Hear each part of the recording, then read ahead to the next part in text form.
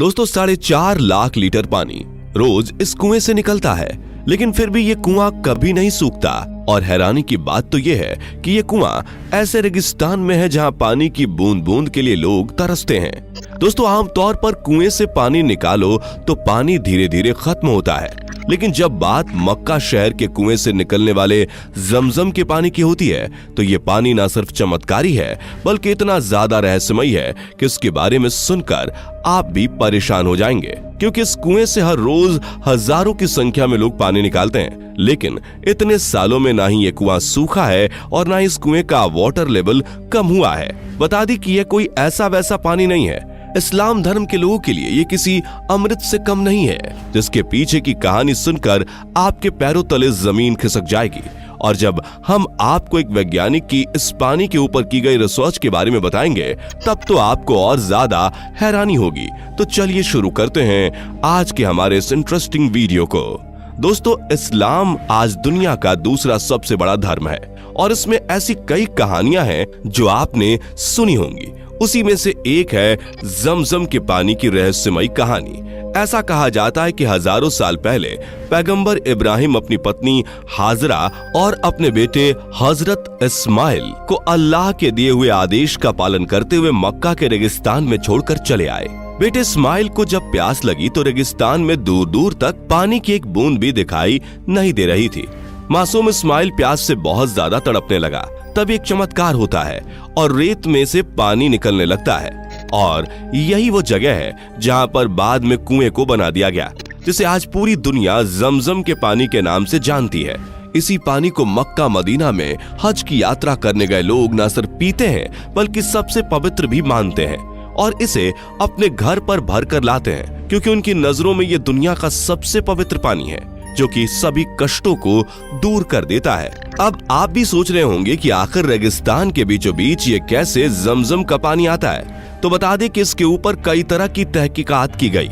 फिर यह नतीजा निकाला गया कि जमजम का पानी मक्का के पहाड़ों पर बनी दरारों से आता है, और इस्लामिक मान्यता की माने तो पहाड़ों पर बनी ये दरारें तब बनी थी जब इस्माइल ने अपना पैर जमीन पर रगड़ा था। अब आप सोच लीजिए कि इस्माइल के पैर रगड़ने से मक्का में इस कदर महीन दरारें पड़ गईं कि आज के समय में वैज्ञानिक भी इन दरारों को देखकर हैरान हो चुके हैं। अब यहाँ सवाल ये है कि आखिर क्यों मुसलमान जमजम के इस पानी को दुनिया का सबसे पवित्र पानी मानते हैं। इस बात की खोज करने के लिए कई सारे वैज्ञानिकों ने जमजम के पानी पर अपनी रिसर्च की, लेकिन जापान के एक वैज्ञानिक मासारू इमोटो ने एक ऐसी खोज निकाली जिसने हर किसी को हैरत में डाल दिया। इमोटो एक ऐसे वैज्ञानिक थे जिन्होंने दुनिया में मौजूद अलग अलग जगहों पर पानी की रिसर्च की थी। ऐसे में जमजम के पानी के ऊपर रिसर्च करने के लिए इनसे बेहतर इंसान कोई और हो ही नहीं सकता था।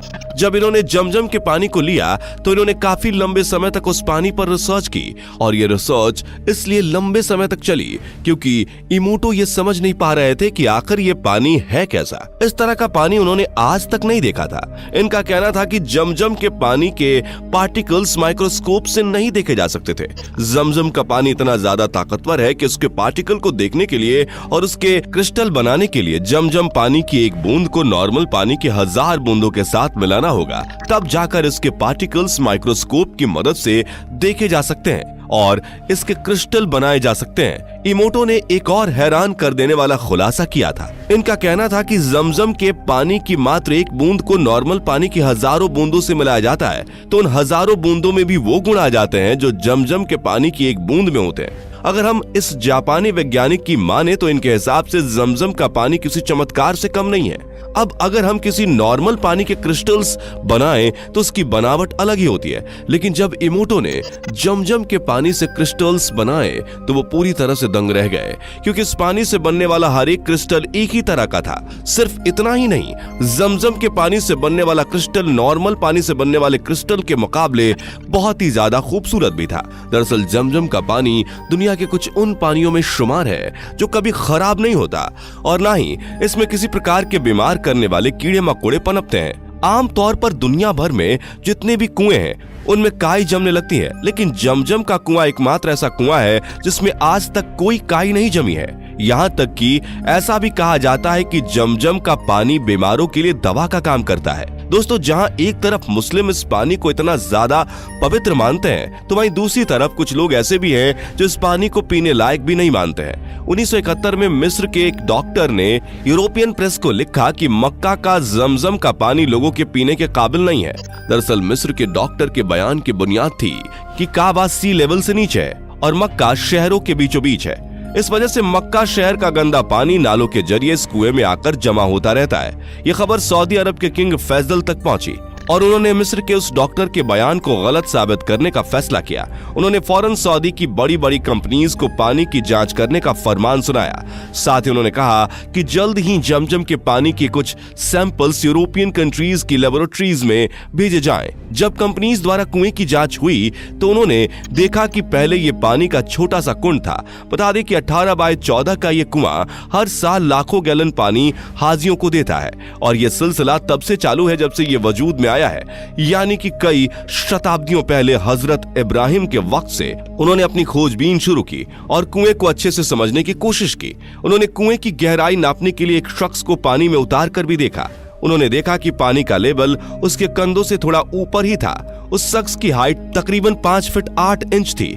उस शख्स ने सीधा खड़े रहते हुए भी उस कुएं के कोने से दूसरे कोने की तरफ खोजबीन की कि पानी आखिर किस तरफ से आ रहा है, पानी की धारा कहाँ है जहाँ से पानी निकल रहा है। बता दें कि उसे पानी में डुबकी लगाने की इजाजत नहीं थी, इसलिए उसे कुछ समझ में नहीं आ रहा था। जिसके बाद दूसरी तरकीब सोची गई।